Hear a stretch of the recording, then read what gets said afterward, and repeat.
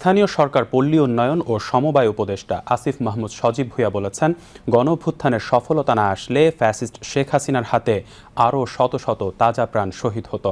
তিনি আজ রাজধানীতে শহীদ শাহরিয়ার খান আনাস সড়ক ও শহীদ শেখ মেহেদী হাসান জুনায়েদ চত্বর উদ্বোধন অনুষ্ঠানে বক্তৃতাকালে এই কথা বলেন। অনুষ্ঠানে অন্যান্যের মধ্যে মৎস্য ও প্রাণী সম্পদ উপদেষ্টা ফরিদা আক্তার, আন্তর্জাতিক অপরাধ ট্রাইব্যুনালের চিফ প্রসিকিউটর মোহাম্মদ তাজুল ইসলাম এবং ঢাকা দক্ষিণ সিটি কর্পোরেশনের প্রশাসক শাহজাহান মিয়া বক্তৃতা করেন।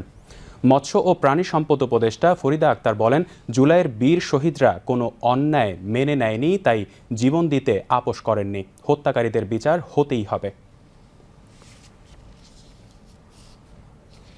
ওরা যা করেছে দেশের জন্য, ওরা দেশের জন্য এইটুকু বাচ্চা 14-15 বছরের বাচ্চার মনে যে অন্যায়, অবিচার, ফ্যাসিবাদ বলতে আমরা যে কষ্টটা বুঝেছিলাম, এই ছোট্ট বাচ্চাগুলো কিভাবে ধারণ করেছিল আপনারা একটু, আমি তাদের কথা যতই শুনি, আনাসের চিঠিটা যতবার পড়ি, জুনায়েদের কথাটাও যা শুনছি, তাতে মনে হয় যে আমাদের এই প্রজন্ম সত্যি সত্যি একটা মন নিয়ে জন্মেছে, তারা অন্যায়কে মেনে নেয়নি।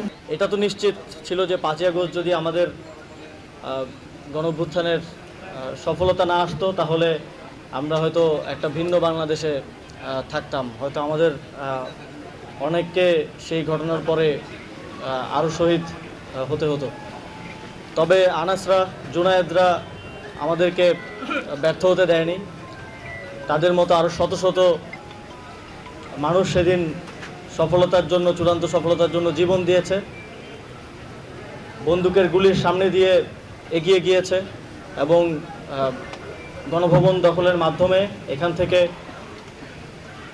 দীর্ঘ 2 যুগ ধরে থাকা ফ্যাসিবাদকে বিতাড়নের মাধ্যমে বাংলাদেশকে একটা নতুন বাংলাদেশ সৃষ্টির সুযোগ তৈরি করে দিয়েছে। টাকায় যেই বাহিনী আমাদের নিরাপত্তায় রয়েছে, তাদের হাতে শহীদ হতে না হয় সেজন্য বিচার নিশ্চিত করা থেকে শুরু করে কাঠামোগত সংস্কারের মাধ্যমে সেরকম একটি বাংলাদেশ গড়ার লড়াই আমাদেরকে চালিয়ে যেতে হবে। এবং অনুষ্ঠানে আন্তর্জাতিক অপরাধ ট্রাইব্যুনালের চিফ প্রসিকিউটর মোহাম্মদ তাজুল ইসলাম বলেন, 24-এর বীরদের স্মরণ রাখতে হবে। আগামী প্রজন্ম এই বীরদের স্মরণের মাধ্যমে অনুপ্রেরণা পাবে। তিনি বলেন, ফ্যাসিস্টদের দৃষ্টান্তমূলক বিচার হতে হবে, যাতে আগামীতে কেউ এমন অপরাধ করার চিন্তাও করতে না পারে। বাংলাদেশের সকল রাজনৈতিক কৌশল ব্যর্থ হয়েছিল। তখন এই মুগ্ধ আবু সাঈদের, আমাদের আসিফ, আমাদের নাহিদ, তারা যদি জীবন দেওয়ার জন্য এগিয়ে না আসতো, এই অন্ধকার সময় আরো 1 শতাব্দীতে নাও কাটতে পারত। সুতরাং এই শহীদদেরকে আমরা চিরদিন মনে রাখবো। অপরাধী যারা ছিল তাদের বিচারের মুখোমুখি করা হয়েছে। বিশেষ করে চানখারপুলে 5ই আগস্টে যে 6 জনকে হত্যা করা হয়েছিল, তাদের বিচারের চার্জ গঠনের আদেশ হবে আগামী 14 তারিখে এবং তারপরে 5ই আগস্টেই প্রথম সাক্ষ্য গ্রহণ শুরু হবে এবং যারা নির্বিচারে পাখির মতো মানুষকে মেরেছে প্রত্যেককেই বিচারের মুখোমুখি করবে ইনশাআল্লাহ।